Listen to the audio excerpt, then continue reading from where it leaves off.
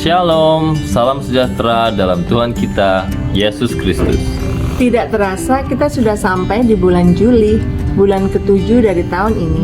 Bulan Juli ini kita masih belajar bersama dan bertumbuh bersama dengan kebenaran firman Tuhan dengan tema Hidup adalah Anugerah. Dan juga di bulan ini akan ada beberapa event, 4th of July dan Super Sunday.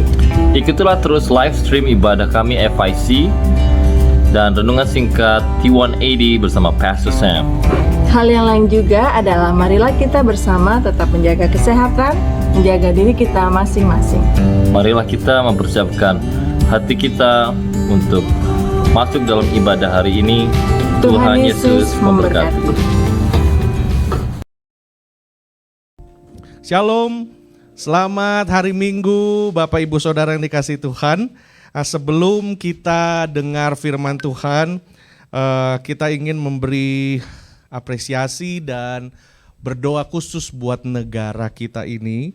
Since hari ini tepat 4th of July, hari kemerdekaan Amerika, Independence Day of America. Karena itu sekali lagi saya mau mengajak Bapak Ibu Saudara untuk kita bangkit berdiri. Kita bersyukur Tuhan menempatkan kita di negara ini. Tuhan mengizinkan kita menikmati setiap berkat-berkat Tuhan yang ada di dalam negara ini. Dan kita mau bersyukur bahwa apapun keberadaan kita hari-hari ini saudara, semua karena ada orang-orang yang mau berjuang, yang mau berkorban, dan orang-orang yang Tuhan panggil, Tuhan taruh di dalam jalan-jalan hidup sejarah bangsa ini untuk boleh membangun sebuah bangsa yang takut akan Tuhan. Karena itu mari kita tundukkan kepala bersama di hadapan Tuhan saudara. Kita akan berdoa bersama-sama. Izinkan saya berdoa dengan bahasa Inggris biar ini juga bisa menjadi berkat bagi orang lain selain bangsa kita. Puji nama Tuhan. Mari kita tundukkan kepala, kita berdoa. Father in heaven, I lift up our nation to you, Lord God. We have blessed us, you have blessed us, Lord, and established us since the beginning of this country. You have been our shield and our covering of protection. You have made us a great nation on this earth. Our forefathers honor you on historical documents, solemn oath, and in courtrooms. Songs have been written proclaiming your glory in our beautiful land. Your precepts have been the very foundation of this country was built on. You have been our might, our justice, our freedom, and our victory.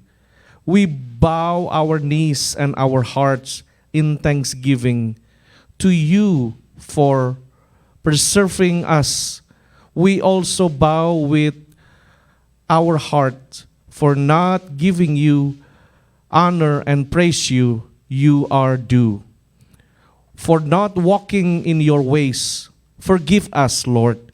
Have mercy on us. Most merciful Father, we have sinned, commit iniquity, act wickedly, and rebelled, even turning aside from your commandment and ordains.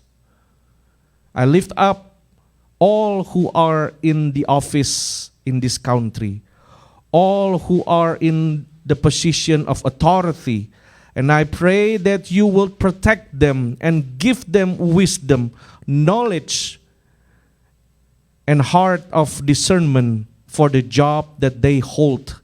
I lift up our military, our intelligence agencies, and all who are in the law enforcement, and pray for your protection over them.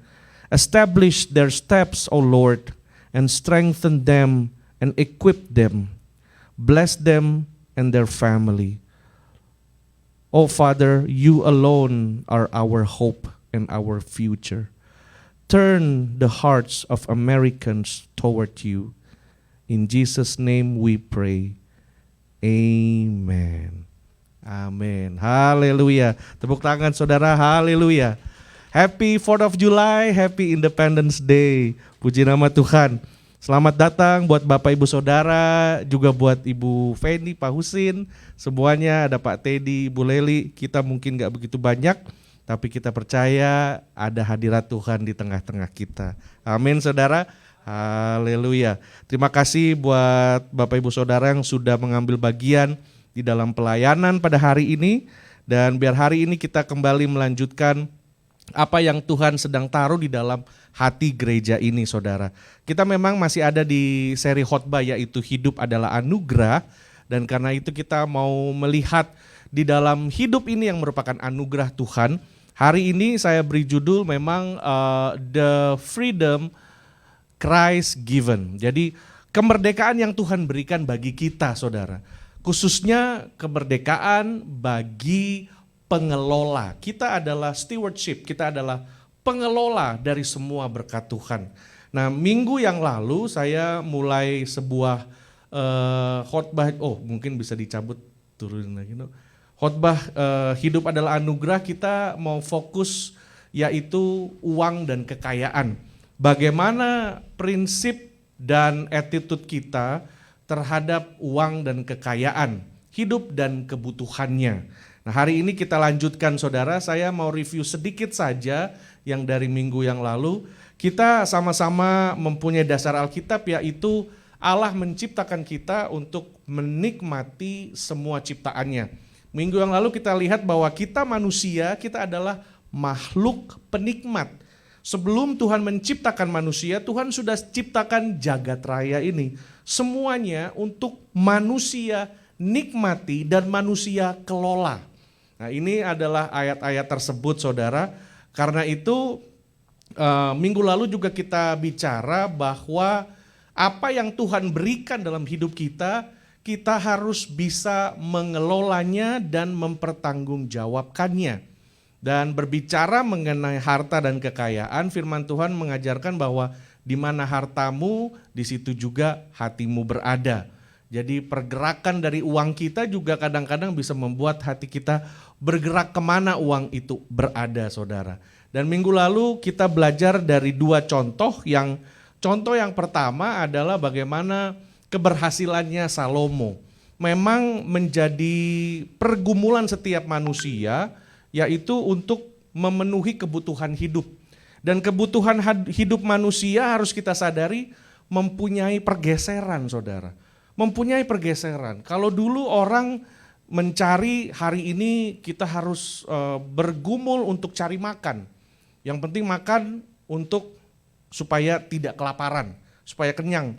Tapi kebutuhan manusia bergeser. Manusia tidak lagi makan untuk kenyang, tapi manusia makan untuk memenuhi selera, taste lidah. Kalau misalnya makan yang gak enak dia bisa marah-marah saudara. Nah ini pergerakan karena orang udah tidak lagi sudah kebutuhan dasar terpenuhi, mereka kebutuhan yang lain ini ikut bergerak di dalam hidup mereka. Nah kita sadar bahwa apa yang terjadi dengan Salomo memberikan kita pelajaran berharga bahwa memang masalah untuk mencari uang, tetapi masalah untuk mencari uang ini tidak sebanding dengan bagaimana kita mengelola dan menggunakan uang.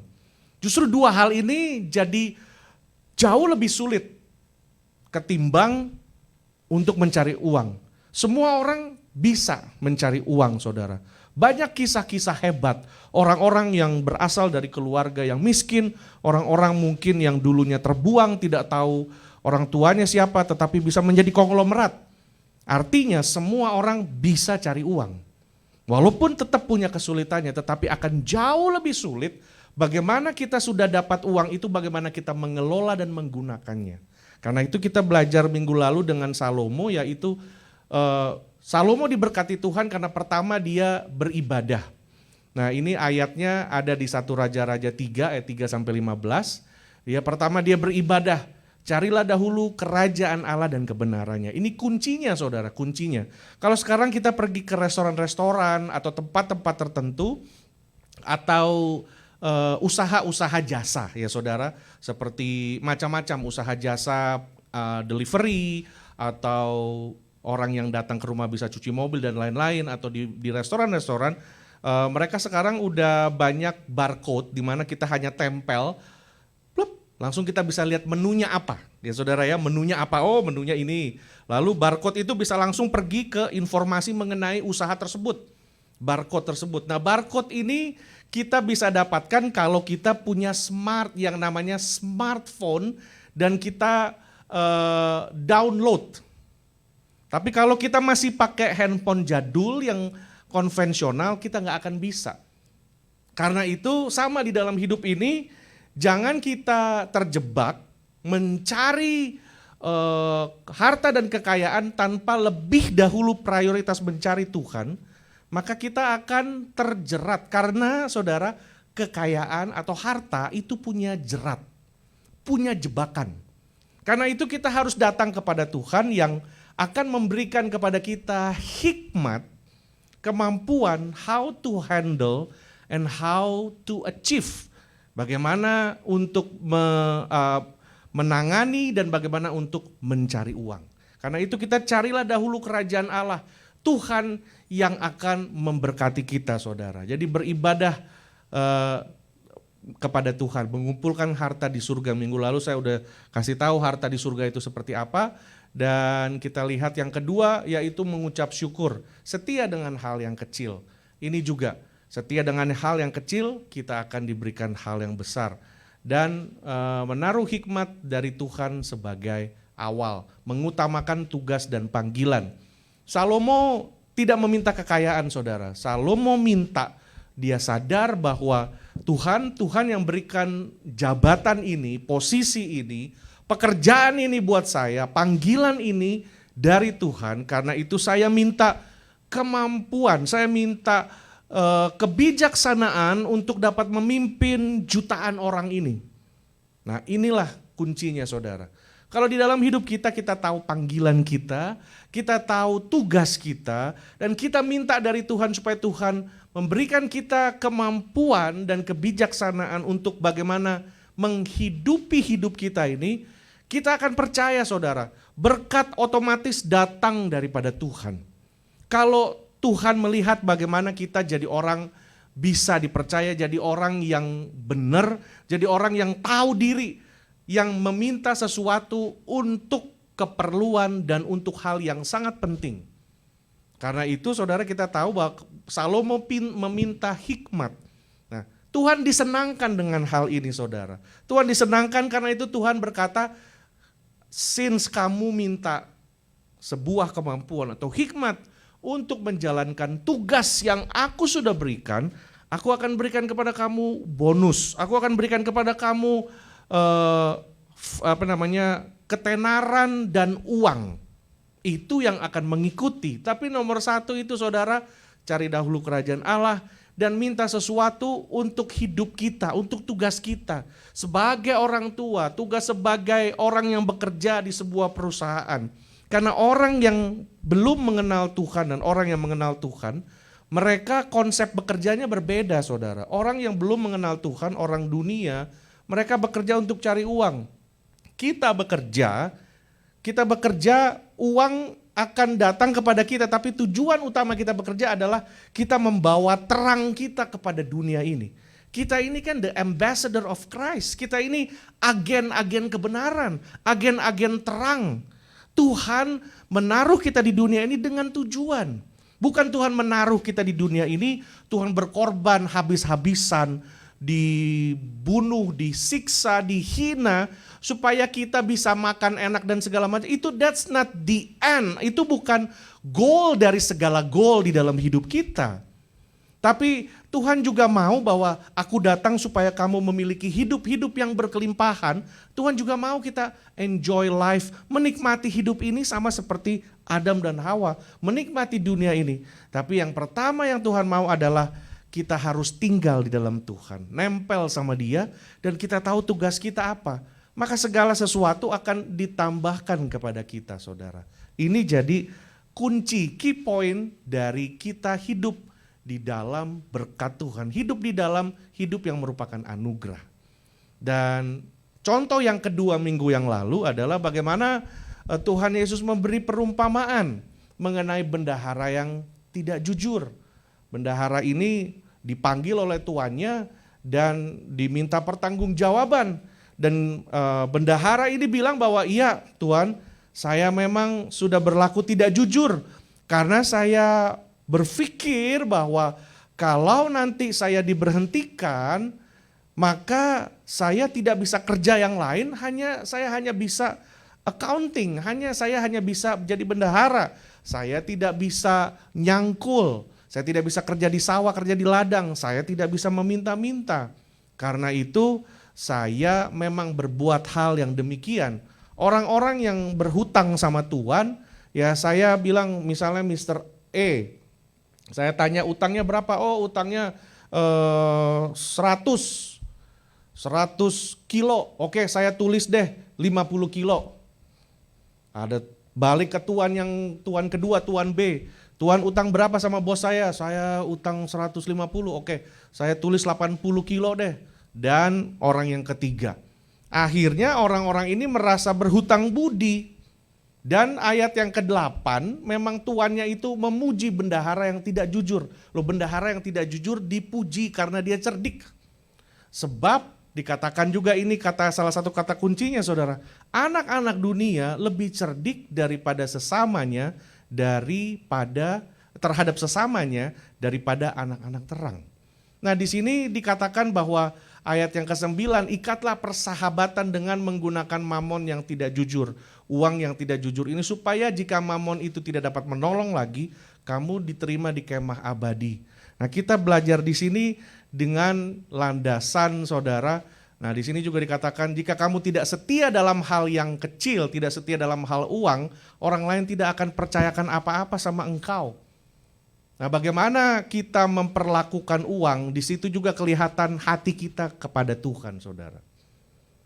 Jadi minggu yang lalu kita belajar bahwa segala sesuatu yang kamu kehendaki supaya orang perbuat kepadamu, perbuatlah juga demikian. Nah ini yang harus jadi landasan kita saudara.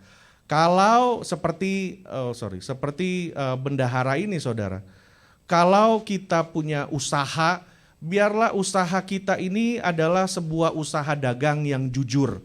Bukan hanya kita bisa mendapat keuntungan, tetapi orang-orang yang menikmati kita punya produk, kita tahu kita menawarkan produk yang baik. Kita tahu kita menawarkan jasa yang baik, yang jujur. Dan kita memang bukan hanya kita dapat menarik keuntungan bagi diri kita, tapi kita juga memikirkan keuntungan buat orang lain. Nah kalau kita melakukan bisnis-bisnis atau usaha-usaha yang lain dengan melibatkan mungkin 1-2 orang, kita juga harus memikirkan kalau saya bisa untung sekian, kita juga pikirkan kalau orang lain juga bisa dapat untung dari kita. Karena itu ayat ini berbicara jelas saudara, segala sesuatu yang kamu kehendaki supaya orang lain perbuatlah juga demikian. Kadang-kadang pertemanan bisa hancur gara-gara cuma uang $20. Kadang-kadang damai sejahtera di rumah bisa hilang cuma gara-gara uang sekian. Kita tahu kadang-kadang kita di-charge mungkin kelebihan dan lain segala macam. Untuk masalah cuma kelebihan $2, kita rela telepon 1-800 number 4 jam. Ini yang kadang-kadang buat kita waduh. Jadi kelihatan bahwa yang minggu kemarin papa saya personally ini dapat berkat, dia nonton, wah dia pikir khususnya waktu Pak Aseng kasih pengumuman di terakhir, dan Pak Samuel Gosa kan sempat menceritakan bahwa orang-orang Indonesia ini lucu-lucu gitu dan antik-antik lah ya.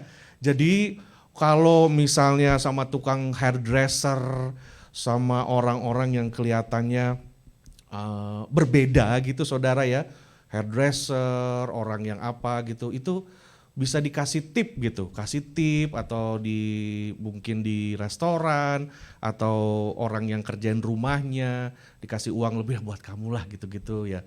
Nah giliran pergi ke pasar kemana ada orang jual bawang atau jual apel, kebetulan di pasar ini si engkonya ini pergi jauh saudara. Pergi rumahnya di Depok, pergi rumahnya udah di dekat Bogor, dekat gunung. Udah pergi jauh begini. Nah, ini si nyonya ini nawar sampai itu tukangnya itu si engkonya bilang, ya ilah non saya kasih duit bensin aja deh gitu. Nawarnya nggak kira-kira gitu. Nawar sampai bukan hanya mau buat rugi kalau bisa dia dibuat sengsara gitu. Harga sekilo berapa ditawar abis-abisan gitu. Jadi maksudnya inilah saudara, kita hidup di sebuah kehidupan yang harus kita sadari sendiri bahwa ada orang lain di luar sana juga sama-sama punya kebutuhan hidup, punya kesusahan juga gitu. Kalau kita juga mau orang lain perbuat apa kepada kita, perbuatlah itu juga kepada orang lain, saudara. Jadi orang juga yang bisa hidup di tengah-tengah orang lain, yang memikirkan juga kebutuhan orang yang lain juga gitu. Jadi dikatakan bahwa memang bendahara ini nggak jujur, tapi bendahara ini smart, bendahara ini cerdik. Dia bikin seperti itu memang gak jujur, tetapi dia tahu bahwa dia bisa mengikat sebuah hubungan dengan uang. Uang itu netral saudara, uang itu netral, uang bisa jadi hamba yang sangat setia, tapi uang bisa jadi tuan yang jahat. Amin saudara. Uang netral dan uang gak tahu hubungan keluarga. Karena itu masalah-masalah uang di dalam keluarga bisa sampai saling bunuh-bunuhan bahkan saudara. Hanya karena uang.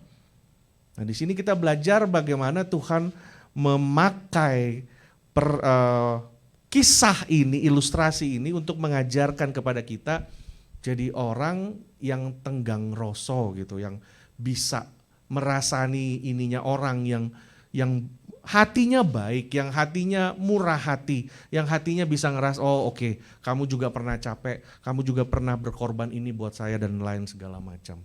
Untuk itulah saudara saya menanamkan kebiasaan-kebiasaan yang baik di dalam gereja ini. Seperti contohnya kebiasaan berterima kasih dan lain segala macam. Setiap kali saudara, setiap kali ada event apa aja, saya selalu lewat WhatsApp saya bilang terima kasih. Terima kasih. Walaupun kadang-kadang ada orang, ya cuma itu aja, nggak apa-apa, it's okay. Tapi ini saya mau mengajar kebiasaan, biar satu gereja ini orang-orang punya kebiasaan bisa appreciate orang lain, bisa tahu, oh oke. Jadinya kalau satu orang nggak datang juga kita rasanya, aduh kok dia kemana ya? Nah itu. Jadi hal-hal kecil seperti ini saudara, karena itu saudara, orang kaya bukan hanya orang yang punya uang.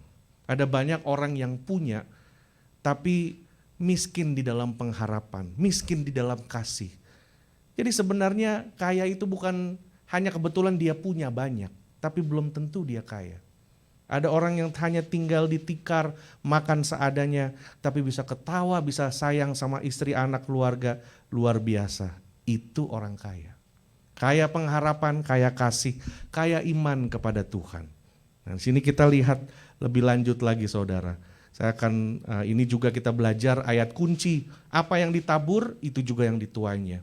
Bukan hanya masalah perbuatan, untuk kamu buat jahat, dijahatin orang, bukan hanya buat itu, tetapi buat hidup kita ini. Orang yang rajin pasti akan berhasil. Apa yang akan dihasilkan dalam hidup seseorang sepadan dengan apa yang dia lakukan. Kalau dia rajin, dia berjuang, pasti akan berhasil. Ini dia. Lalu prinsip keselamatan ya, kita ini makhluk berdosa. Karena itu kita harus datang kepada Tuhan, tinggal dalam Tuhan, supaya kita diberikan kemampuan untuk dapat mengelola berkat Tuhan saudara. Karena kita ini makhluk yang penuh dengan dosa. Tuhan tahu kita butuh punya kebutuhan hidup. Tuhan juga tahu kita punya keinginan. Karena kebutuhan dan keinginan berbeda. Dan Tuhan izinkan kita menikmati banyak hal saudara. Tuhan tahu kalau ke gereja, ya Tuhan mau dong kita pakai baju bagus sedikit. Maulah kita pakai tas yang bagus sedikit. Naik mobil yang lebih enak sedikit. Tuhan mengerti dan Tuhan mengizinkan kita menikmati itu saudara. Tuhan mengizinkan kita menikmati itu. Tapi sekali lagi bahwa jangan sampai karena kekayaan dan harta punya jeratnya. Kalau kita terjerat, kita lebih mencintai uang, akhirnya cinta uang akar dari segala kejahatan.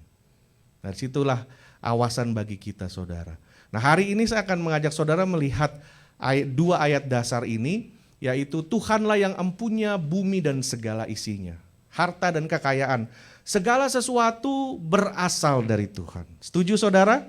segala sesuatu berasal dari Tuhan. Ini juga. Sebab segala sesuatu adalah apa saudara? Dari Dia, oleh Dia, dan kepada Dia. Ini 2 ayat kunci buat hari ini. Bagi Dialah kemuliaan sampai selama-lamanya. Secara sederhana seperti ini ayat 11 Roma 11 ayat 36 saudara. Segala sesuatu berasal dari Tuhan dan segala sesuatu tuh juga bersandar dari Tuhan, bersandar kepada Tuhan dan akan kembali kepadanya. Ini ayat kuncinya saudara. Segala sesuatu berasal dari Tuhan, segala sesuatu bersandar kepada Tuhan dan akan kembali kepadanya.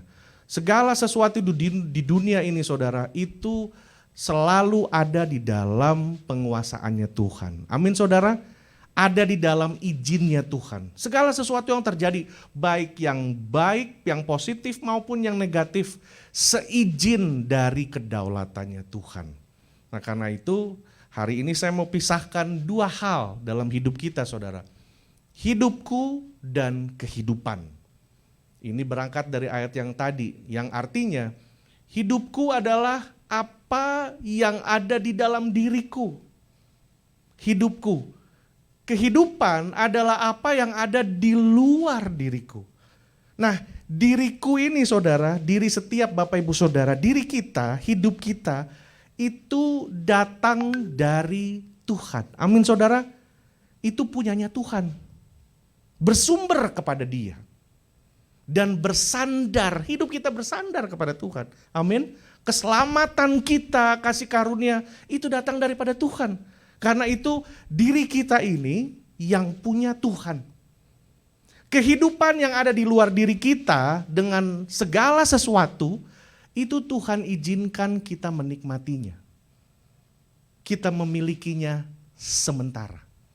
Sampai Tuhan panggil kita. Karena itu oh kok jadi itu ya. Jadi sekali lagi diri kita ini saudara itu datang daripada Tuhan. Berasal daripada Tuhan dan bersandar daripada Tuhan dan itulah miliknya Tuhan. Nah segala sesuatu yang di luar diri kita kehidupan ini itu datang daripada Tuhan juga, tetapi Tuhan izinkan kita menikmatinya. Tuhan izinkan kita menikmatinya dan memilikinya sementara.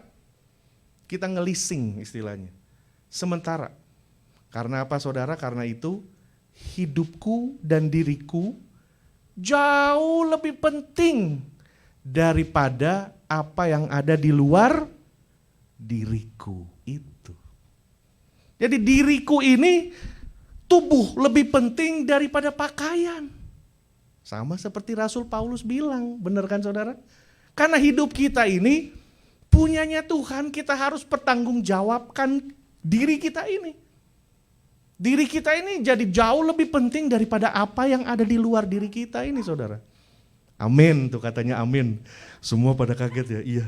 Hari ini kita kedatangan visitor baru. Kemarin Ibu Feni udah telepon, oh boleh silahkan.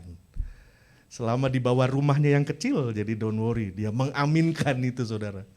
Jadi hidupku, diriku itu lebih penting saudara, lebih penting. Karena hidupku dan diriku itu punyanya Tuhan, berasal dari Dia, oleh Dia, dan untuk Dia. Karena itu hidup kita nanti untuk Tuhan saudara. Mengenai segala prekecel, segala macam yang di luar diri kita nih saudara, segala materi dan segala kenikmatan itu tidak sepenting diri dan hidupku. Karena itu kan kita makan untuk hidup, bukan hidup untuk makan. Jadinya hidupku dan diriku itu lebih penting daripada apa yang di luar. Karena kita tahu bahwa diriku dan hidupku berasal daripada Tuhan. Yang di luar ini juga berasal daripada Tuhan, tapi Tuhan izinkan kamu miliki sementara, nikmati sementara. Jadi di situ kita jelas ya saudara tentang kehidupan kita ini. Nah, salah satu prinsip ekonomi yang sangat penting adalah saudara kita tahu bahwa apa yang dapat kita ciptakan dengan kekayaan. dan bagaimana kita mengelolanya atau mendistribusikannya. Saudara, masalah di dunia ini sampai hari ini saudara, kenapa tetap ada orang miskin yang tidak mempunyai kebutuhan hidup? Sebenarnya masalahnya tuh at the end of the day turun kepada satu hal ini, distribusi. Itu aja. Masalahnya pendistribusiannya. Karena apa? Orang-orang pihak-pihak yang sudah dapat cukup, ini nampung terus. Saudara kan bisa lihat negara-negara yang ada mungkin di Afrika, bagian-bagian di Asia yang sedikit, kenapa masih banyak yang di negara ini juga begitu. Tapi kalau ngomong mengenai homeless itu lebih kompleks. Dan kita nggak akan melihat ke situ, tapi kita akan melihat bahwa apa yang sebenarnya tanggung jawab kita itu sebagai stewardship daripada Tuhan. Kita ini selain makhluk penikmat, kita juga makhluk pengelola. Itu dia. Kita makhluk pengelola, saudara. Nah, itu sebabnya kita perlu merenungkan kalau semua berasal daripada Tuhan, tapi Tuhan bisa kasih kepada kita lewat jalan yang berbeda-beda. Lewat jalan yang berbeda-beda, harta dan kekayaan lewat jalan yang berbeda-beda. Nah, ada harta yang palsu yaitu dari iblis. Makanya waktu Tuhan Yesus dicobai di padang gurun, iblis kasih lihat di bawah ke daerah yang tinggi, dikasih lihat, udahlah kamu cukup menyembah sekali, tak kasih ini, aku kasih semua ini buat kamu. Itu harta yang palsu, saudara. Tapi segala sesuatu walaupun begitu dalam hatinya Tuhan, tuh Tuhan seperti mungkin habis itu dia bilang, be gone, enyahlah engkau iblis. Karena Tuhan pikir kamu nih kurang ajar. Yang ciptakan ini juga kan saya. Tuhan itu eksis dengan dirinya sendiri, saudara. Kita nggak bisa, hanya Tuhan yang mampu menciptakan dari yang tidak ada menjadi ada. Manusia nggak bisa. Manusia hanya bisa menciptakan dari yang ada menjadi ada, itu. Mau bikin cloning dan lain-lain, perlombaan, Tuhan bilang, oh kamu membuat manusia juga nih. Sebelum kamu buat manusia, kamu buat tanahnya dulu. Karena tanah itu saya yang buat. Nah, sekarang mau bilang apa? Manusia sepintar apa sekalipun, mau menciptakan manusia cloning sampai teknologi yang sangat mutakhir sekalipun, tidak bisa menyamai Tuhan karena hanya Dia yang dapat menciptakan dari yang tidak ada menjadi ada. Untuk itulah kita ini makhluk pengelola, kita harus mengelola bumi ini karena hanya bumi ini menjadi satu-satunya the only dwelling place untuk manusia. The only dwelling place untuk manusia. Manusia bisa jalan sampai ngelihat planet yang manapun. Tidak ada yang seindah bumi. Amin, saudara. Ada beberapa astronot pernah naik ke atas dari cuma ke bulan, ngelihat bumi bisa nangis, bisa bilang memang ini beautiful planet. Dan kita harus jaga ini planet. Itu betul. Kita makhluk penikmat. Nah, saya mau ajak saudara untuk melihat sekarang dari mana aja datangnya harta kita. Sekarang jalan yang benar, harta dari jalan yang benar, saudara. Yang pertama, harta dan kekayaan bisa Tuhan titipkan kepada kita, izinkan kepada kita. Yang pertama dari apa yang namanya apa, saudara? Warisan, harta atau pemberian dari orang tua. Warisan. Nah, kita lihat di sini Bapak Ibu Saudara, kalau kita lahir dari keluarga kaya, orang tua mewariskan harta padamu, itu wajar. Itu wajar, itu biasa saja. Tetapi kita harus mempunyai sikap bahwa harta warisan bukanlah harta yang paling membahagiakan dan yang paling membanggakan. Enggak bisa. Harta warisan bukanlah harta yang paling membahagiakan dan harta yang membanggakan.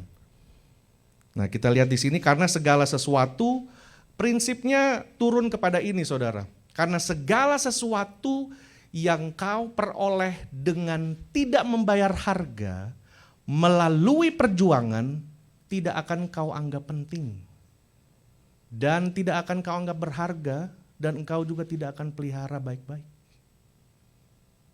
Kalau saudara dikasih undangan, dulu waktu saya masih jauh lebih muda, masih remaja, kita bikin KKR dengan kadang-kadang KKR panggil artis atau panggil apalah gitu ya. Ada banyak kali kita membuat beberapa meeting untuk membicarakan apakah event ini kita pungut bayaran atau tidak. Itu. Karena seringkali kalau tidak pungut bayaran, kita pertama nggak tahu berapa yang mau datang, khususnya kalau kita bikin di gereja Indonesia, di luar Indonesia yang notabene secara budaya harus ada makan, kan orang mesti ngitung berapa kepala, ya kan? Nah ini kan jadi bahan pemikiran juga, apakah harus event ini harus bayar atau harus enggak, atau gratis. Dan banyak kali kita bikin event ini bayar walaupun biayanya sangat murah.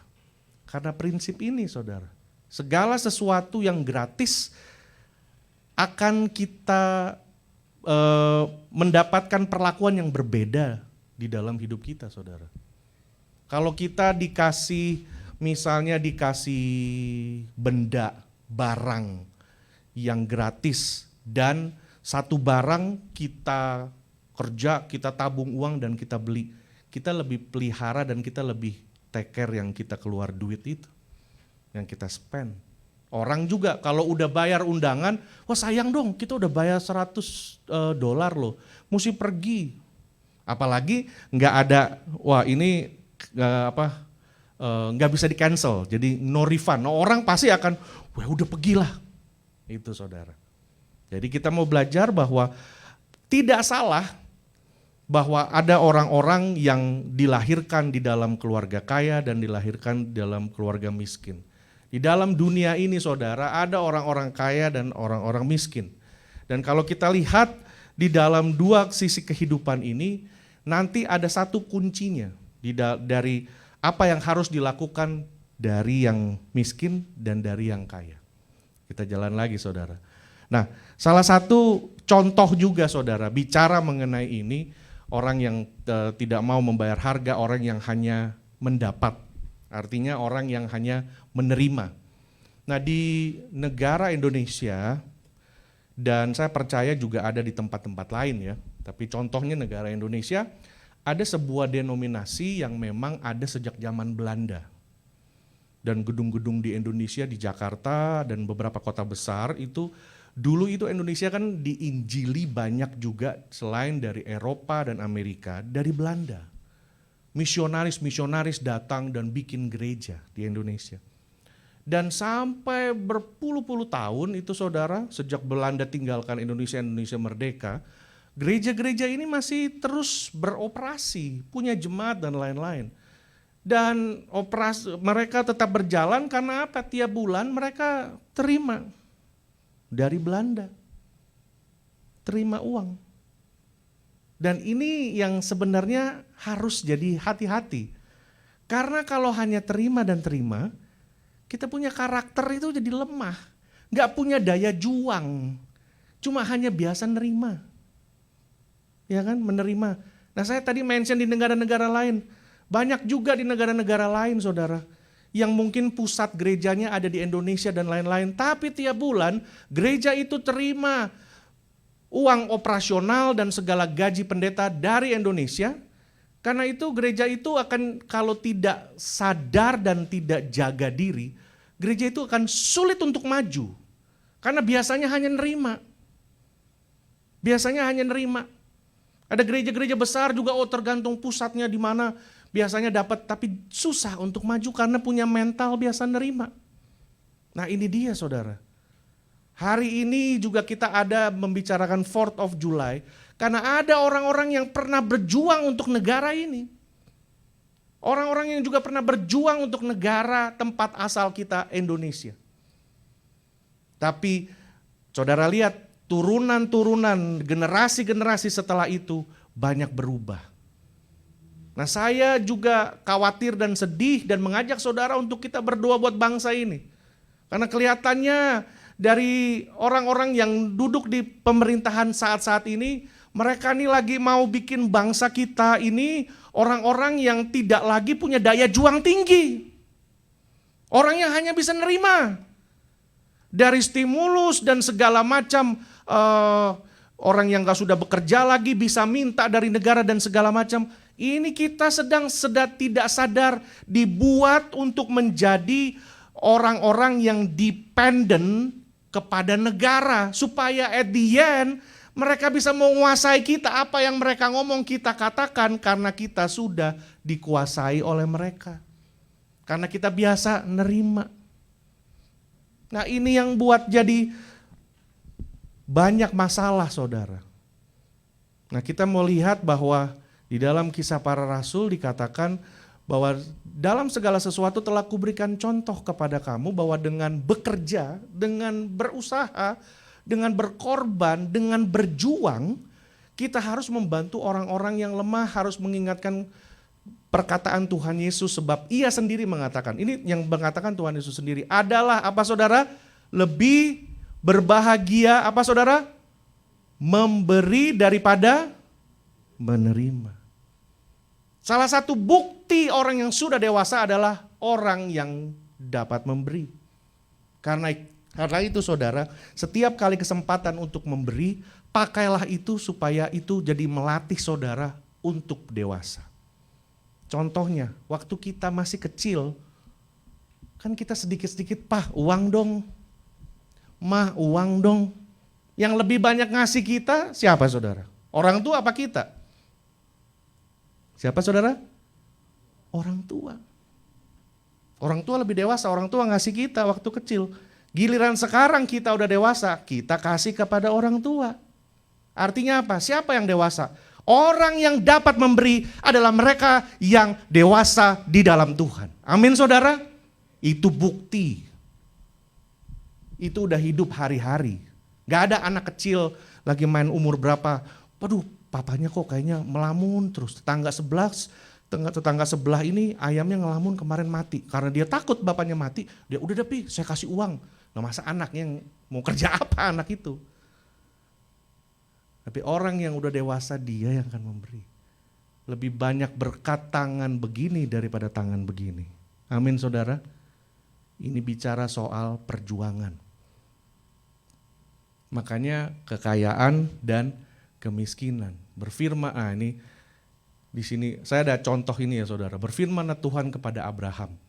Abraham dapat janji sama Tuhan.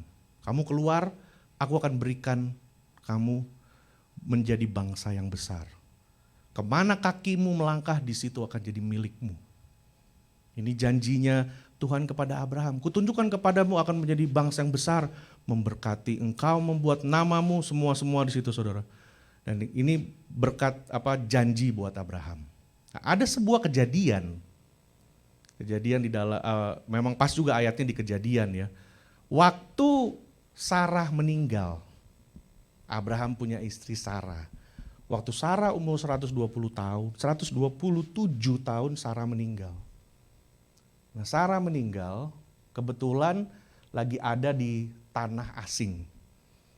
Nah, di situ kita lihat bahwa satu kali karena Abraham mengasihi Sarah, dia kehilangan, benar-benar dia sedih dan ini istri satu-satunya yang dikasihinya dia harus berbuat sesuatu sebagai tanda penghormatan untuk Sarah yang dikasihinya. Ayat 11, tidak tuanku, dengarkanlah aku. Ladang itu kuberikan kepadamu dan gua yang di sana pun kuberikan kepadamu. Nah di sini saudara orang-orang Efron, ini sama seperti kisah bukan sama tapi ada relevansinya dengan bendahara yang tidak jujur. Karena orang Efron itu sangat menghargai Abraham.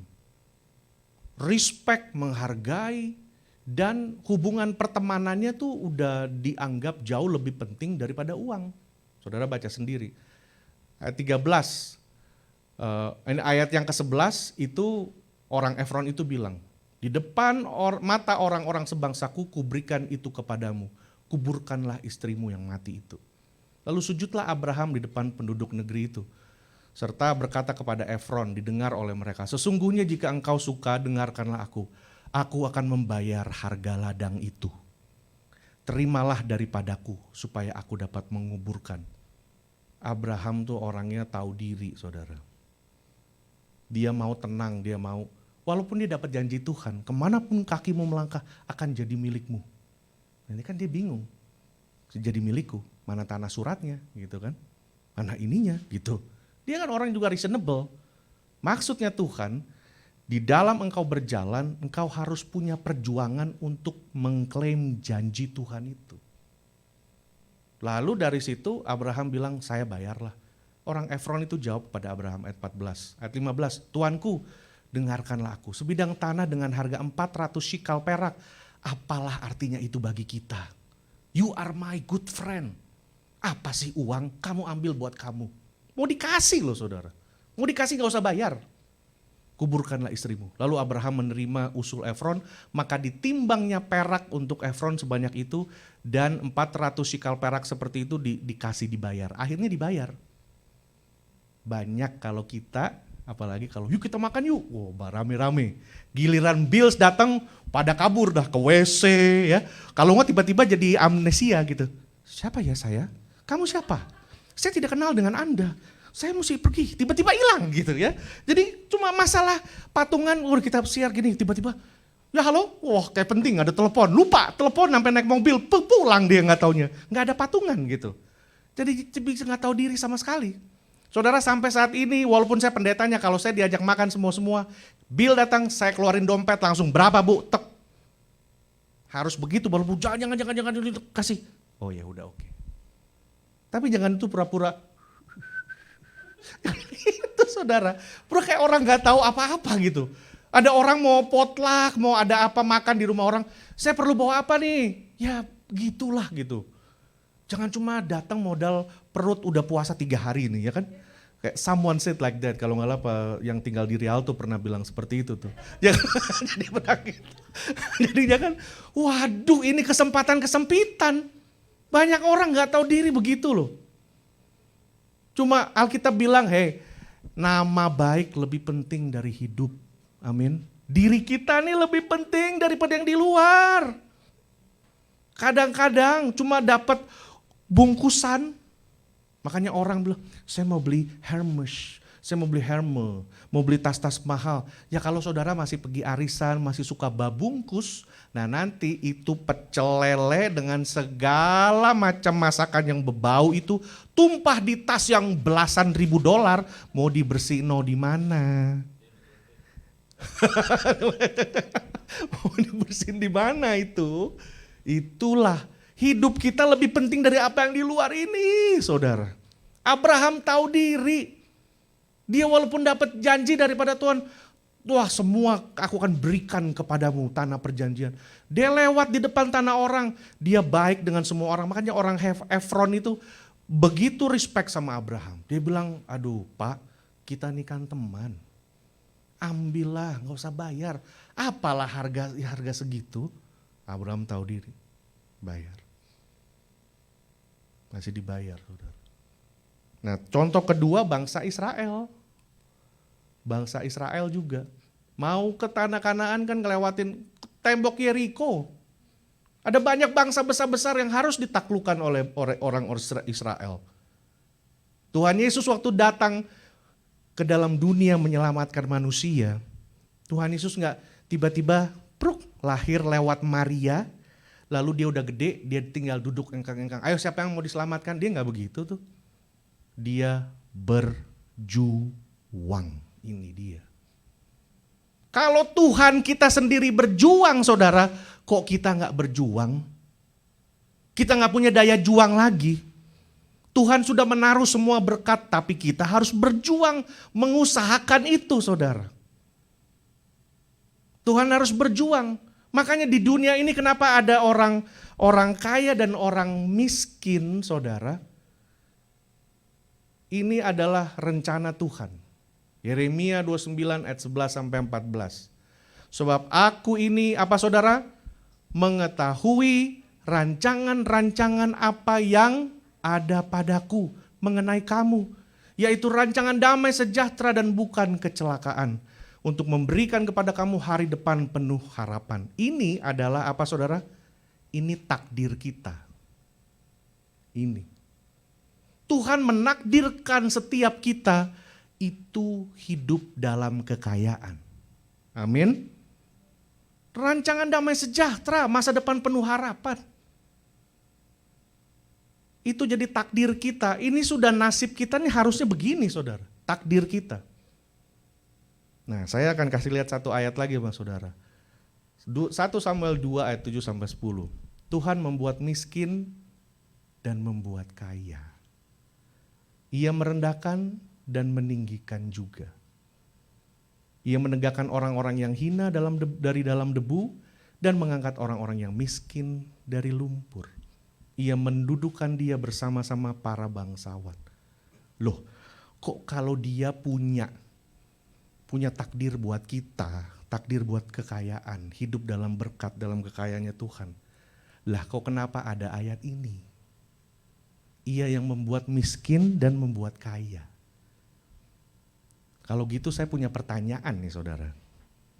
Pertanyaannya, sebenarnya kaya atau miskin itu adalah takdir atau pilihan? Nah, ini pertanyaan buat kita renungkan. Miskin dan kaya, apakah itu takdir atau pilihan?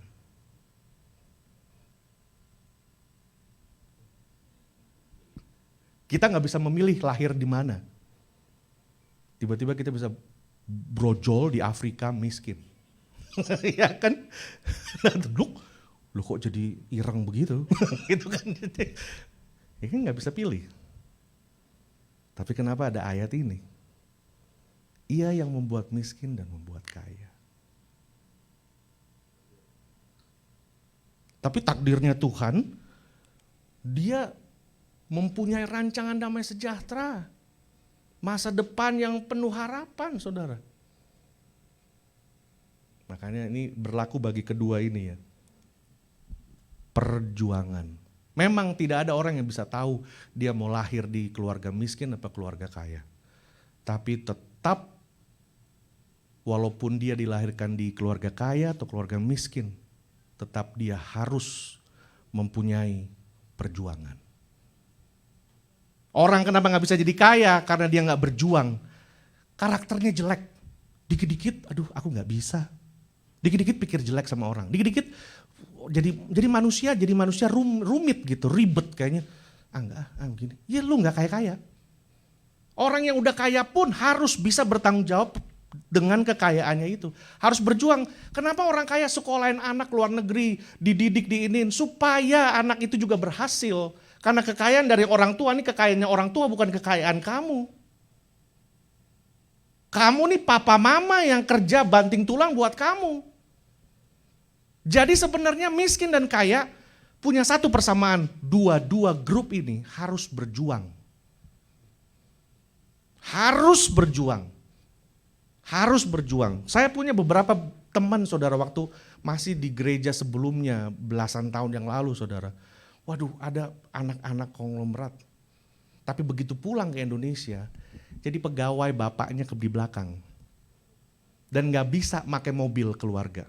You mesti kerja baru pinjem kredit supaya bisa nyicil mobil. Nyicil mobil Innova yang kecil-kecil atau Avanza gitu. Jadi pegawai bapaknya mulai dari bawah. Tidak langsung duduk di samping kantor bapaknya. Itu baru orang yang tahu bagaimana didik anak. Anak disuruh kerja. Supaya apa? Karaktermu itu nak supaya, karena kekayaan dan harta ini punya jerat. Karena itu harus berjuang. Harus berjuang. Seperti hari ini kita bersyukur. ada perjuangan untuk setir mobil keliling-keliling kompleks, ya kan? Jadi kita tepuk tangan, someone hari ini belajar mobil, saudara, belajar how to drive. Waduh, perjuangan, ya kan? Perjuangan, nanti kita kasih makan dia yang banyak. Ya. Perjuangan, saudara, perjuangan. Dan Bapak Ibu yang sudah puluhan, belasan tahun tinggal di sini juga merupakan saksi hidup. Bagaimana saudara datang ke tempat ini, mau berdiri sendiri, tidak mau bawa bayang orang tua, dan mau semua start dari nol. Karena segala sesuatu yang mulai dari nol, itu uangnya lebih terhormat, saudara. Amin. Uangnya tuh lebih neces kalau uangnya dijejerin sama uang dari warisan atau uang yang dapat dari uang juga. Lebih terhormat uang itu, dari keringat sendiri. Uang lebih terhormat, uang lebih bermoral. Dari situ juga yang punya uang jadi punya moral yang baik. Enggak cuma minta begitu. Di sini kita belajar, saudara, bagaimana kedua ini punya perjuangan. Karena itu kesimpulannya, kaya dan miskin adalah pilihan yang harus diperjuangkan.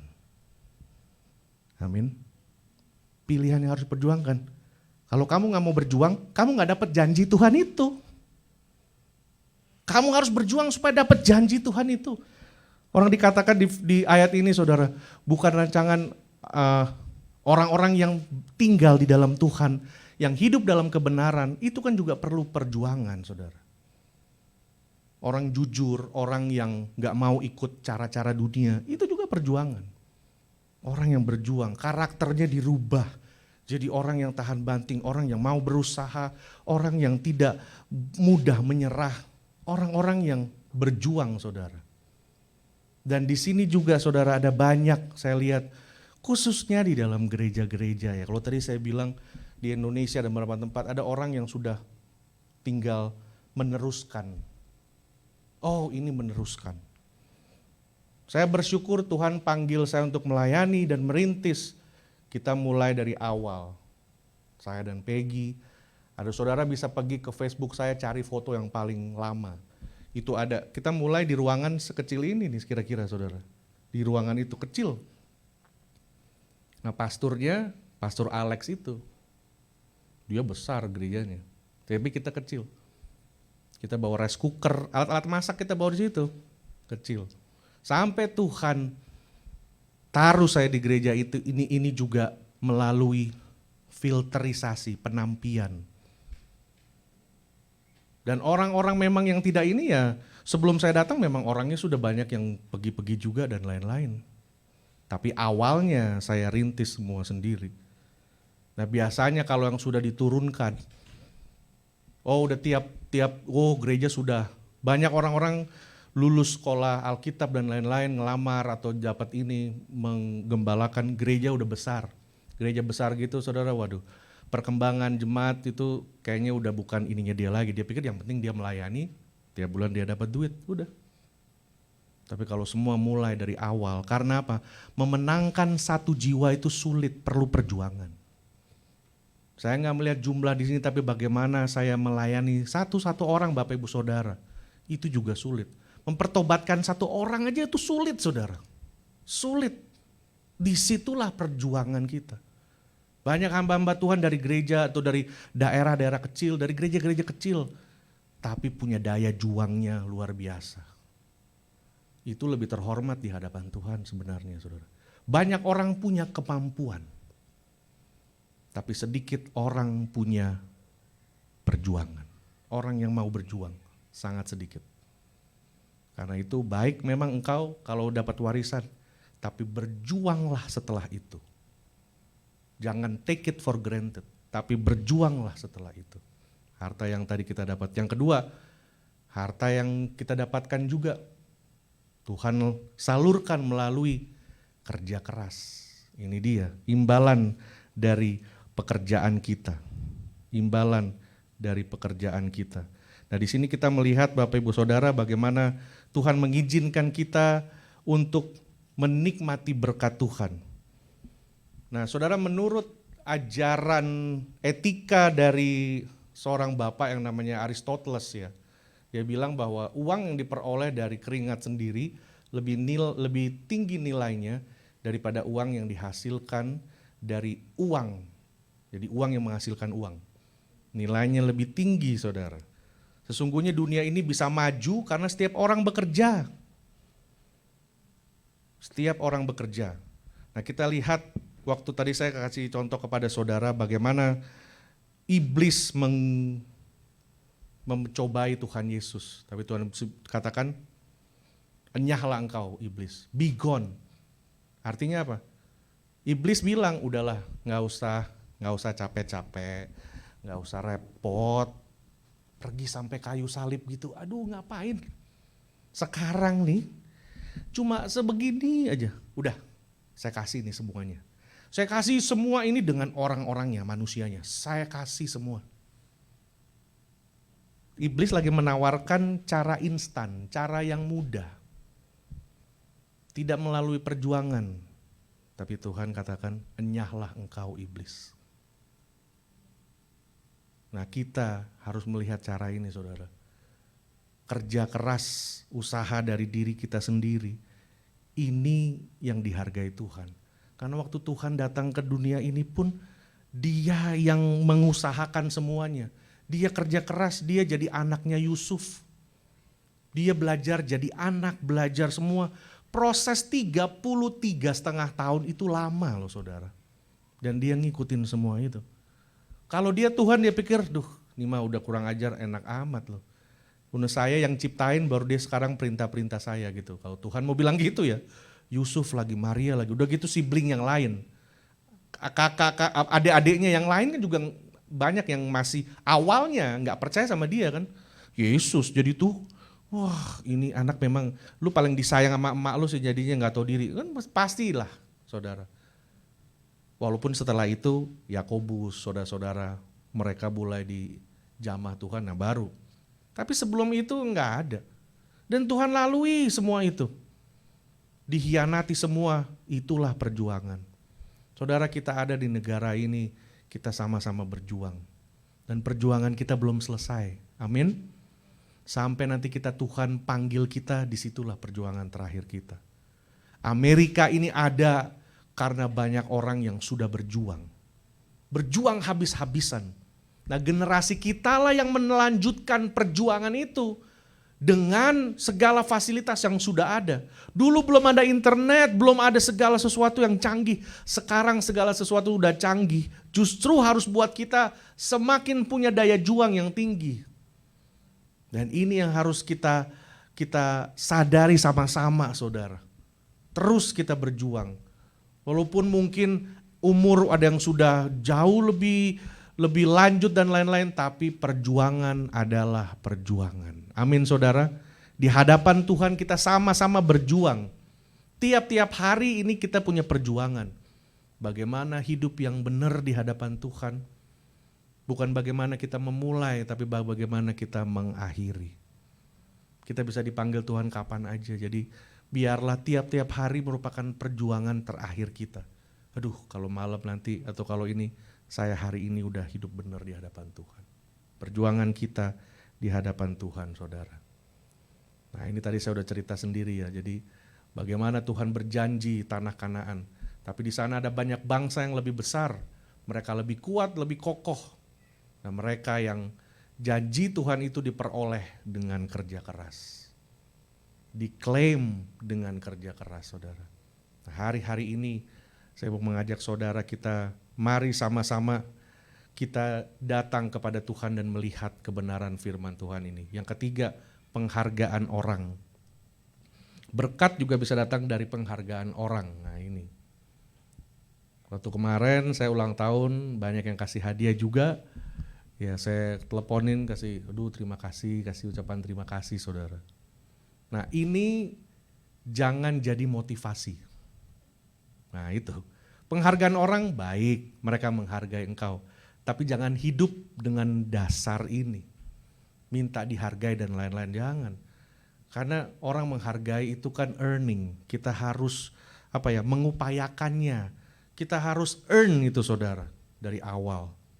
Orang percaya dan orang menghargai nggak langsung begitu. Jadi jangan hidup dengan motivasi seperti itu. Orang menghargai. Nah, kita lihat di sini Tuhan menyerahkan, kita tahu bahwa Tuhan menyerahkan uang lebih dari cukup ke tanganmu. Apabila Tuhan mempercayakan berkat, itu juga waktu yang sama Dia menguji kita. Bagaimana dengan berkat yang saya berikan? Apa yang akan kamu lakukan? Itu dia. Jangan jadikan itu sebagai motivasi. Yang keempat nih saudara, berkat juga atau harta datang dari saat kita mungkin membuat usaha atau bisnis. Ada banyak yang bisa Tuhan, di sini juga diperlukan perjuangan saudara. Diperlukan perjuangan untuk mengusahakan bagaimana kita melakukan usaha atau bisnis ini. Diperlukan perjuangan. Ada sebuah otomotif di Jepang, otomotif namanya Nissan. Nissan itu nggak taunya artinya buatan Jepang katanya. Nissan. Itu jadi otomotif yang luar biasa pada awalnya. Tapi setelah mereka kerjasama sama Renault dan beberapa merek dari Eropa, sebelum mereka kerjasama, mereka punya keuntungan turun karena saingan mereka Toyota. Padahal sebelum itu Nissan jauh lebih hemat. Tapi karena itu mereka membuka diri mau belajar. Ini dia. Mau belajar dan mau menerima masukan dari yang lain. Dia kerjasama dengan GM, Renault, dan beberapa yang lain. Akhirnya Nissan naik lagi. Dia bisa naik lagi saudara.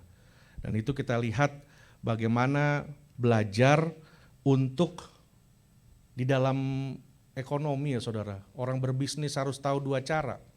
Bagaimana menghemat pengeluaran dan menambah source. Ini juga sebagai perjuangan kita mengelola berkat Tuhan.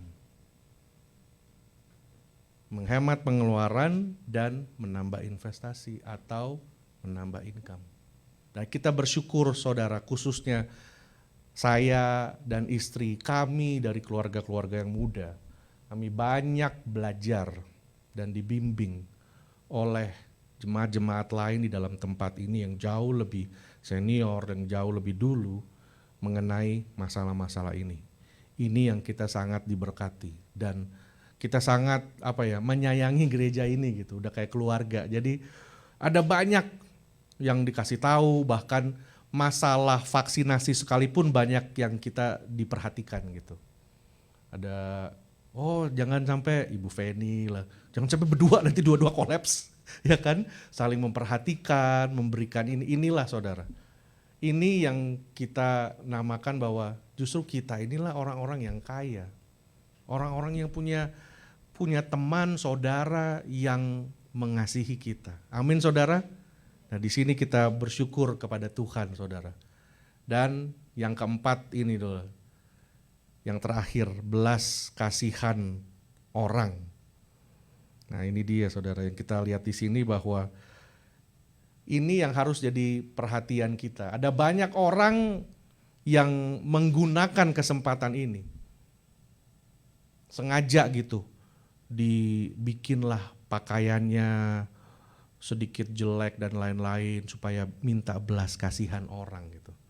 Saudara kan di kota-kota besar ya, termasuk Jakarta, Amerika pun saya pikir juga ada gitu. Ada sindikat-sindikat atau grup di mana orang bisa memperdagangkan kemiskinan, nyewain anak, nyewain baju buat pengemis ada. Grup-grup pengemis, orang-orang yang pura-pura kakinya hilang atau pura-pura kakinya busuk padahal bohongan semua. Itu ada semua saudara, minta belas kasihan orang. Nah itu tapi ya udah dunia lah ya udah dunia. Tapi yang paling mengenaskan bisa juga ada di gereja.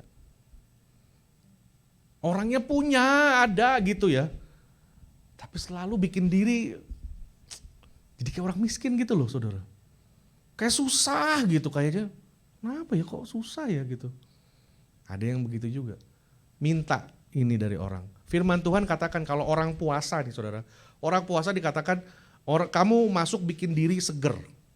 Bikin diri seger jangan tahu bahkan kalau kamu ada puasa. Nah itu. Kalau kamu ada kebutuhan dan lain-lain, gak usah bikin, aduh, orang kita yang tolong nih Tuhan. Amin saudara. Tuhan bisa pakai orang lain, tapi jangan kita bikin seolah-olah orang lain tuh lebih hebat dari Tuhan. Kita, wah bajunya diginiin, dibikin, oh kasihan nih, apa nih. Nanti biar dikasih atau apa, waduh jangan saudara. Ini bikin karakter dan jiwa kita menjadi karakter dan jiwa orang-orang miskin. Itu. Orang-orang yang gak punya pengharapan. Di hadapan Tuhan, hati kita harus miskin. Karena dikatakan berbahagialah orang yang miskin di hadapan Tuhan. Tapi di dalam perjuangan, kita harus menjadi orang-orang yang kaya. Kaya akan pengharapan, kaya akan kemampuan. Di dalam hidup dan perjuangan, kita adalah orang-orang yang kaya, saudara. Dan dari sini, hal-hal kecil inilah, saudara, kita belajar bagaimana kita mempertanggungjawabkan hidup kita di hadapan orang, di hadapan Tuhan. Sekali lagi, hidupku dan kehidupan. Jadi kita lihat saudara bahwa hidupku, apa yang penting bagi kita, hidup kita ini, diri kita, pemberian Tuhan. Dan itu jauh lebih penting daripada apa yang terjadi di luar kita. Kehidupan adalah apa yang di luar diriku, yang Tuhan izinkan kita nikmati. Yang kehidupan di luar diriku bisa apa aja terjadi saudara. Orang kadang-kadang, aduh Pak, kenyataan hidup terlalu pahit. Waduh, ini, saya tutup dengan ini saudara. Keadaan hidup terlalu berat. Yang jadi masalah sebenarnya bukan kenyataan hidup saudara. Kenyataan hidup akan selalu berat dan akan selalu pahit itu. Itu gak bisa dirubah karena sudah jadi konsekuensi dosa. Tuhan katakan waktu manusia jatuh ke dalam dosa, yang perempuan akan melahirkan dengan penderitaan, yang laki-laki akan mencari kehidupan dengan keringat. Makanya kita harus berjuang. Karena itu udah dibuat jalan sama Tuhan, itu kamu yang sudah bikin konsekuensi jadi begini, laki-laki akan berjuang semua begitu. Nah jalannya seperti, dan Yesus Kristus pun turun menggunakan atau lewat jalan perjuangan ini saudara. Karena bukan dengan hal yang main-main tuh. Dan dari situlah kita lihat, oh iya. Jadi dari situ kita lihat kenyataan hidup akan selalu berat dan akan selalu pahit. Itu kita gak bisa rubah di luar dari kontrol kendali kita. Tapi yang bisa kita kendalikan adalah sikap dan respon kita.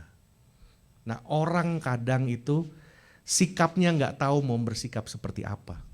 Waduh, saya baru kehilangan pekerjaan dan rumah saya kemalingan. Wah kenyataan terlalu berat. Ya itu kenyataan di dunia, memang dunia begitu tempatnya Pak. Bisa kemalingan, bisa begitu, bisa rugi, bisa dihianati, bisa kecelakaan, bisa meninggal. Itulah dunia. Kenapa Tuhan izinkan itu semua terjadi saudara?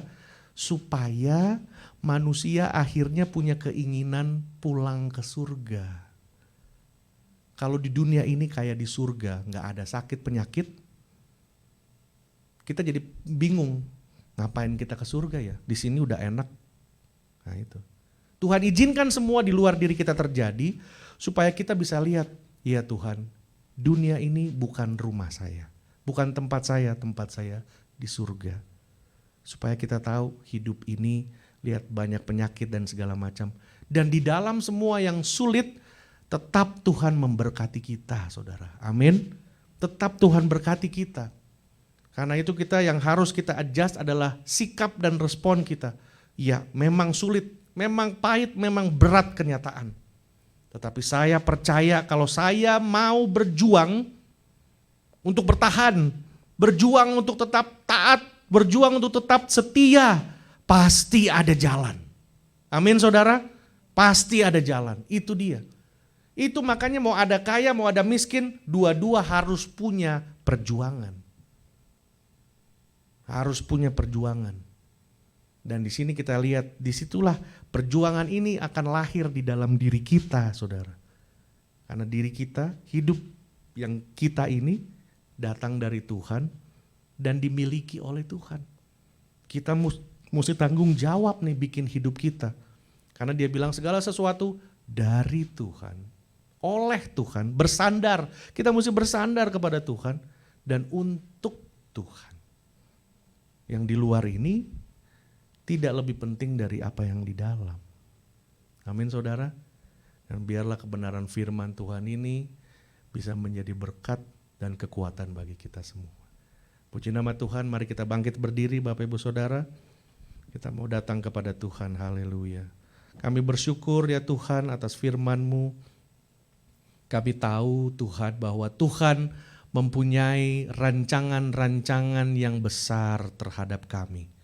Rancangan-rancangan damai sejahtera dan bukan rancangan kecelakaan. Supaya membuat hidup kami penuh dengan pengharapan. Dan itu merupakan takdir hidup kami.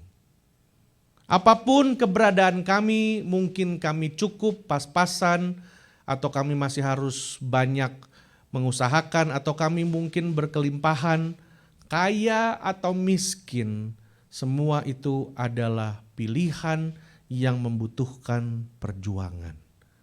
Dan kami percaya Tuhan bahwa hidup kami, diri kami berasal dari Tuhan. Datang dari Tuhan. Dimiliki oleh Tuhan. Karena itu yang terjadi di dalam diri dan hidup kami jauh lebih penting daripada apa yang terjadi di luar diri kami. Kenyataan hidup, fakta kehidupan akan selalu berat, susah dan pahit. Kami tetap masih harus menghadapi semua itu. Tetapi di dalam perjalanan hidup kami, Tuhan izinkan kami menikmati berkat-berkat Tuhan. Tuhan mempunyai rancangan yang ajaib bagi kami. Di tengah dunia yang penuh dengan dosa, Tuhan mempunyai rancangan yang ajaib bagi kami. Karena itu adalah keputusan bagi kami untuk mau berjuang menjadi anak-anak Tuhan yang taat dan setia. Menjadi anak-anak Tuhan yang tinggal di dalam Tuhan. Mencari kerajaan Allah dan kebenarannya, dan segala sesuatu akan diberikan kepadamu. Dan apa yang engkau tabur, itu pula yang engkau akan tuai. Kami menabur di dalam perjuangan dengan air mata, kerja keras, ketaatan kami. Kami percaya kami akan menuai dengan sorak-sorai di hadapan Tuhan. Kami akan mengalami hidup yang berkelimpahan. Karena firman Tuhan katakan, pencuri datang hanya untuk mencuri, membunuh dan membinasakan. Aku datang untuk supaya engkau mempunyai hidup yang berkelimpahan. Dan inilah takdir kami. Tuhan Yesus sudah bangkit bagi kami. Karena itu janji-janji Tuhan akan terlaksana jikalau kami berusaha, berjuang untuk hidup di dalam sistemnya Tuhan. Untuk hidup bukan dipimpin oleh aku dan kedagingan, tetapi dipimpin oleh Tuhan sendiri. Itulah perjuangan kami ya Tuhan. Dan kami mau mendidik generasi-generasi berikutnya, anak-anak, cucu-cucu, cicit kami, untuk menjadi pejuang-pejuang iman. Orang yang tidak take it for granted. Kami memang mungkin memberi mereka benefit, segala kemudahan, supaya mereka juga dapat berusaha dengan diri mereka. Biarlah anak-anak kami ini menjadi anak-anak sebagai anak-anak panah di tangan para pahlawan, yang akan, di mana mereka akan achieve lebih daripada kami ya Tuhan. Karena kami percaya berkat Tuhan turun dari atas ke bawah. Tuhan turun daripada pemimpin keluarga, turun kepada ke bawah. Dan kami percaya apabila kami taat dan setia kepada Tuhan, berjuang, kami adalah orang-orang yang kaya di dalam pengharapan, kaya di dalam iman, kaya di dalam kasih, kaya di dalam memberi semangat kepada orang lain.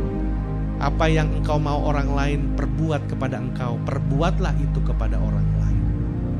Kami belajar banyak hal ya Tuhan, bagaimana mengelola.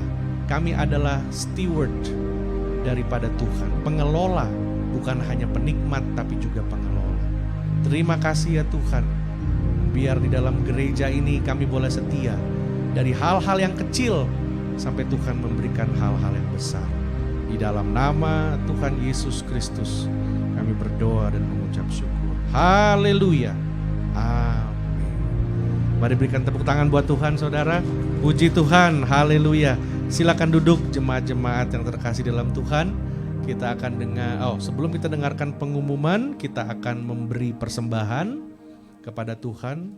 Oh iya, perjamuan kudus ini hari ini agendanya agak full. Saya mengundang petugas perjamuan bisa maju ke depan. Nanti bisa ada background juga.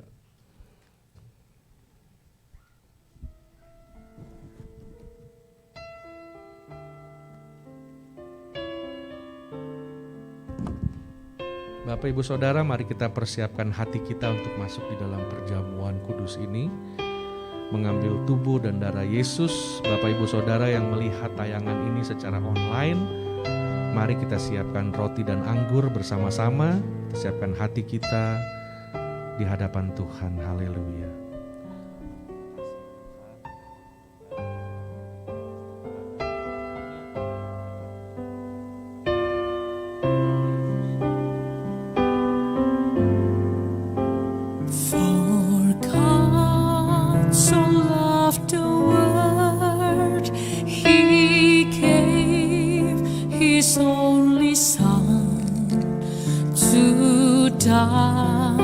On Calvary's tree, from sin to set me free.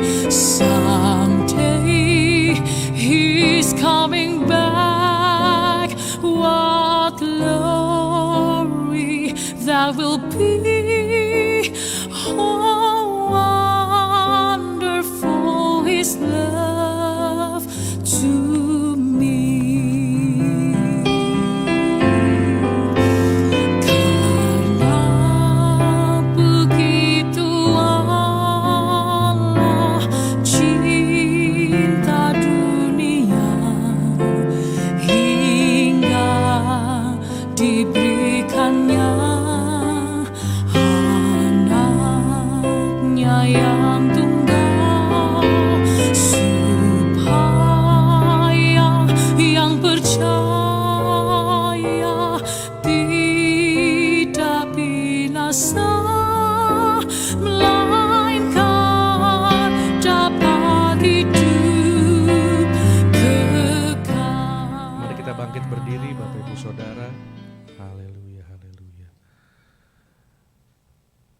Kami bersyukur ya Tuhan buat hari ini ya Bapa, di mana Tuhan memberikan kesempatan untuk makan satu meja dengan Tuhan, tubuh dan darah Kristus yang merupakan perjanjian yang baru yang Tuhan meteraikan terhadap hidup kami.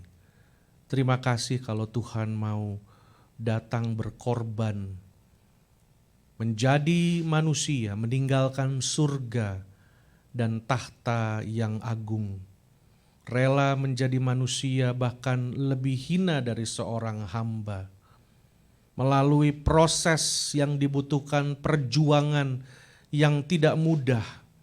Untuk itu tidak kebetulan hari ini firman Tuhan mengingatkan kami bahwa hidup kami adalah sebuah perjuangan. Perjuangan di dalam kami menikmati setiap berkat yang Tuhan berikan untuk bisa terus bertanggung jawab dengan segala hal yang Tuhan berikan dalam hidup kami. Dan kami mau terus berjuang untuk kami dapat hidup menurut apa yang Tuhan mau. Untuk berjuang untuk tinggal di dalam kebenaran firman-Mu ya Bapa. Untuk berjuang untuk hidup dipimpin oleh Roh dan bukan oleh aku, egois dan keakuanku semata-mata. Tapi apa yang diinginkan oleh Tuhan. Untuk itu Tuhan kami mengangkat roti di tangan kanan kami. Kami mau bersyukur kalau Tuhan sudah berjuang untuk taat dan setia sampai pada akhirnya. Meninggalkan sebuah pola, sebuah konsep kebenaran supaya kami juga harus hidup di dalamnya.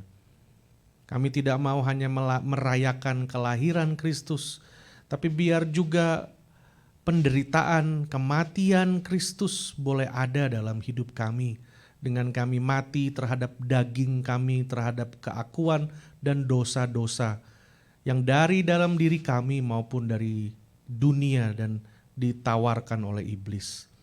Tapi biarlah kebangkitan Kristus, karena sudah menyerahkan tubuh dan darahnya, kebangkitan-Mu akan memberikan kami hidup yang berkemenangan, hidup yang berkelimpahan, karena Tuhan datang supaya kami boleh hidup dan hidup di dalam segala kelimpahannya ya Bapa.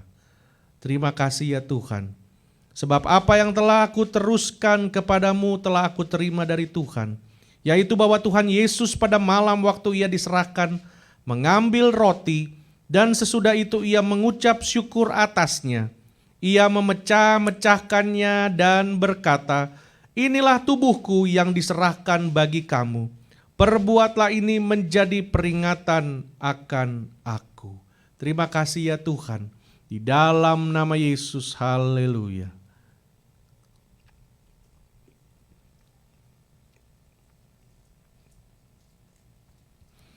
Mari kita ambil cawan di tangan kanan kita bisa sama-sama angkat.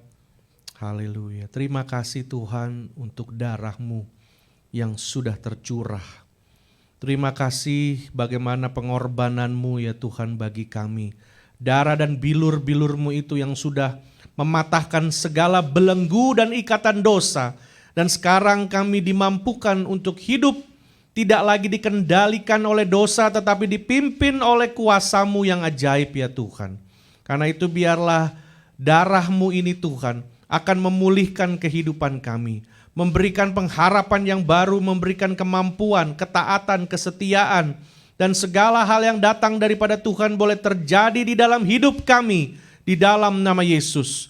Karena kami percaya darah-Mu akan mendatangkan terang dan kekudusan di dalam hidup kami ya Tuhan. Demikian juga ia mengambil cawan sesudah makan, lalu berkata, "Cawan ini adalah perjanjian baru yang dimeteraikan oleh darahku.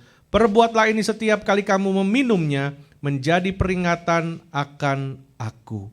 Sebab setiap kali kamu makan roti dan minum cawan ini, kamu memberitakan kematian Tuhan sampai ia datang." Terima kasih Tuhan untuk darah-Mu dan bilur-bilur-Mu. Di dalam nama Tuhan Yesus kami berdoa. Haleluya.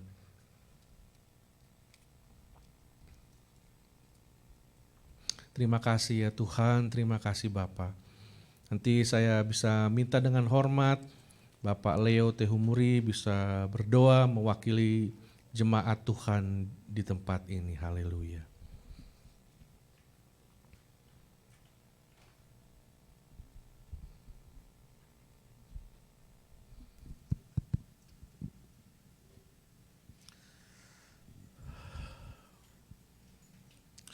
Mari kita tundukkan kepala kita dan kita berdoa kepada Tuhan yang Maha Kuasa. Ya Bapa yang Maha Kuasa, Bapa yang Maha Pengasih, Bapa yang adil, kuduslah Engkau ya Tuhanku, kuduslah Engkau ya kekasihku. Tuhan yang Maha Kuasa, pada hari ini kami mengucap banyak terima kasih ya Tuhan Yesus, sebab kami masih diberikan kesempatan untuk mengikuti perjamuan kudus ini. Ya Tuhan, pertama-tama Tuhan, kami mau datang di hadapan-Mu untuk minta ampun atas segala dosa-dosa kami ya Tuhan Yesus. Yang selama ini kami sudah bandel, kami tidak dengar Engkau. Oh, we have act below your expectation, Lord.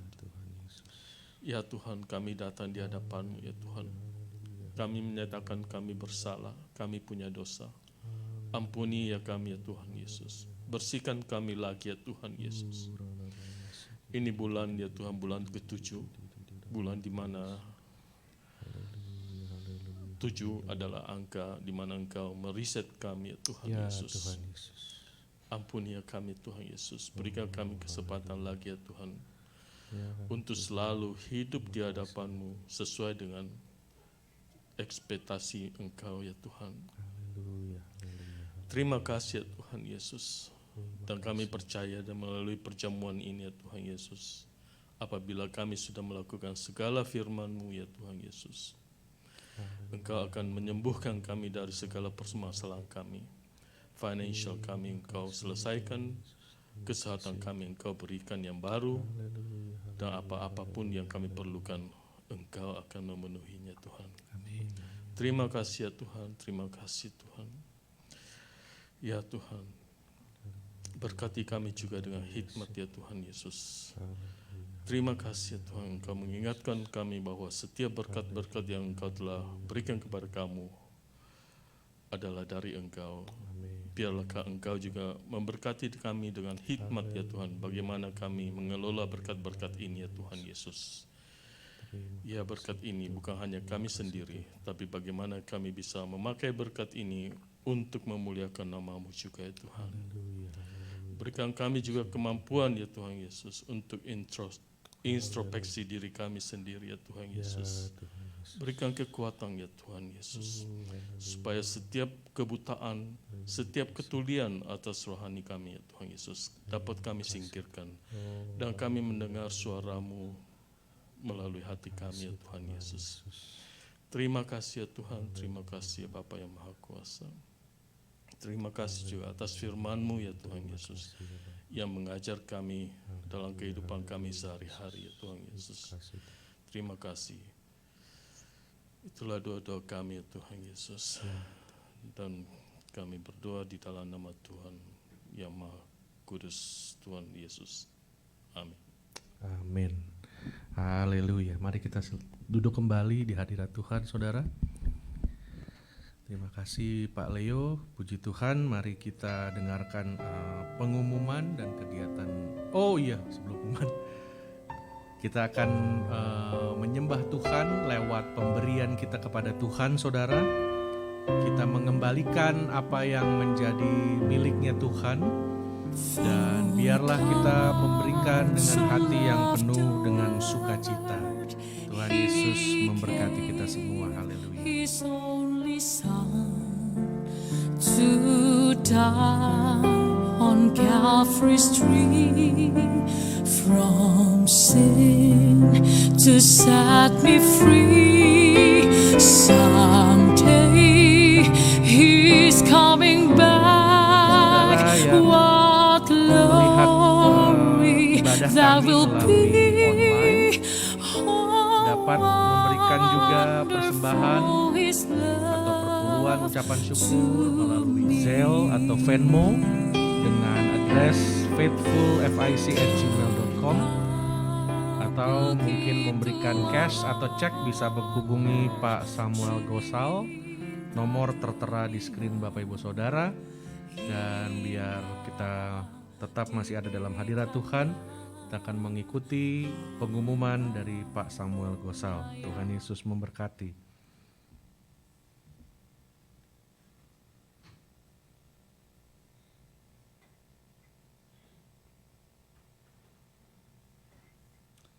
Selamat sore saudara-saudara semua. Kita hari ini kembali diberkati oleh firman Tuhan yang luar biasa. Dan kalau kita dengar firman Tuhan pada hari ini tentang kekayaan, apa itu kekayaan? Orang yang kaya itu apakah seorang yang financially independent atau financially secure? Karena nyatanya ya, banyak saya lihat di dalam dunia ini, selebriti terutama, orang yang kekayaannya tuh berlimpah, orang yang terkenal, tapi kehidupannya nggak berbahagia. Malah banyak selebriti yang saya tahu yang take their life, bunuh diri. Kenapa tuh? Kalau dunia ini memberikan kekayaan, tapi kekayaan itu membuat seorang menjadi seperti itu, rasanya itu adalah bukan kekayaan. Karena kaya itu bermacam-macam. Ada orang yang kaya tapi poor di dalam friendship, di dalam banyak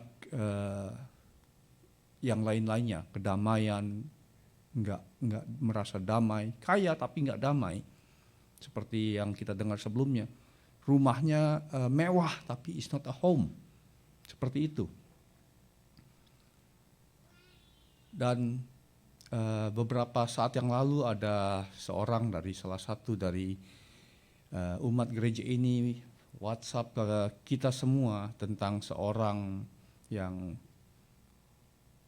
so talented, yang bikin kue seperti bisa bikin kuenya so beautiful. Dan orangnya di dalam sekolahnya tuh nggak begitu sukses. Dan kita tuh gampang sekali bilang, oh itu orang itu bodoh ya. Karena di sekolahnya tuh nggak pinter gitu. Karena dia sekolahnya nggak pinter berarti dia bodoh. Tapi ternyata orang itu mempunyai talent yang lain yang Tuhan berikan. Saya pernah cerita kepada Pak Sebi kalau nggak salah. Saya dulu pernah kerja menjadi seorang sales di mana saya tuh dikasih seorang asisten. Dan asisten ini orang hitam. Dan dia selalu bilang kepada saya, Mr. Gosal, you can ask me to do anything physical, but don't ask me to do this because I'm not good at it. Dalam hati saya, kerjaan gitu gampang kok dia nggak bisa ya. Kayaknya kalau dalam dunia itu kayaknya bodoh gitu. Gampang sekali kita keluar dari mulut kita bodoh. Tapi satu hari saya lihat dia bermain gitar karena dia itu a performer di klub gitu. Dia tuh pemain gitar blues gitu. Dia bermain gitar so beautifully kayak an angel play that guitar. So beautiful. Saya sampai kayaknya wow is the right words. Jadinya setiap manusia itu diberikan kekayaan yang berbeda dengan apa yang semua manusia itu pikir. Bukan hanya uang, tetapi damai sejahtera, kekayaan di dalam friendship, kekayaan di dalam bermacam-macam. Seperti juga bodoh atau pinter. Pinternya itu di mana? Bodohnya itu is not for us to say that word, bodoh atau miskin. Karena banyak orang yang kaya tetapi miskin di dalam karakternya. So, firman Tuhan pada hari ini tuh mengajarkan kita kalau kaya dan miskin itu kita tuh diberikan oleh Tuhan dengan kekayaan atau mungkin kemiskinan yang sendiri-sendiri yang hanya kita yang tahu. Oke? Dan Happy Independence Day. Happy 4th of July, hari kemerdekaan. Happy 4th of July, hari kemerdekaan. Yang independence itu artinya, let me put it this way. It's a freedom that given to us. Dan freedom is not free. Ya? Freedom is not free. There is a lot of sacrifices yang a lot of people did for this country. Dan kalau kita look at history of America, there's many people sacrifice their life for this country. Seperti juga being in the Christianity, our freedom from sin is because Christ sacrificed his life for us. So it's the same thing. Freedom is not free. Dan what a beautiful sermon today.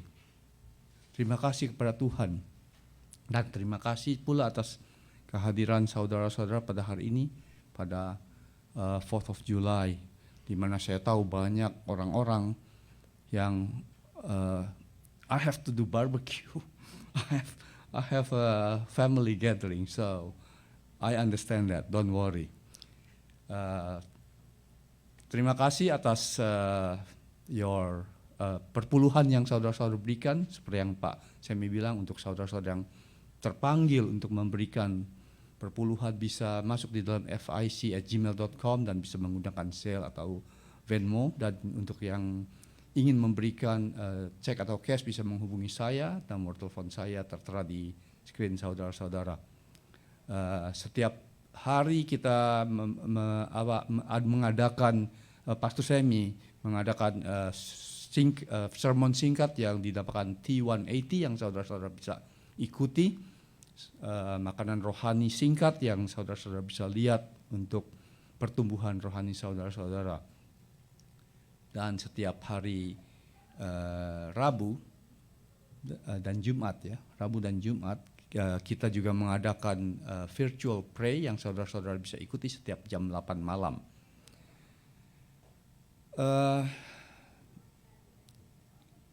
Care group yang kita seharusnya adakan pada minggu ini kita batalkan karena 4th of July event, dan untuk care group yang selanjutnya akan diadakan pada minggu depan tanggal 17 kalau nggak salah, 17 Juli. Jadi untuk saudara-saudara yang tertarik untuk mau ikut di dalam care group FIC bisa ikut di dalam Zoom pada hari Sabtu jam 5 sore. Dan seperti biasanya saudara-saudara, saya encourage saudara-saudara untuk saling mendoakan satu sama lain, saling mengasihi satu sama lain, dan juga encourage saudara-saudara untuk mendoakan negara ini yang hari ini berulang tahun, bawa Amerika, bawa di dalam doa saudara-saudara supaya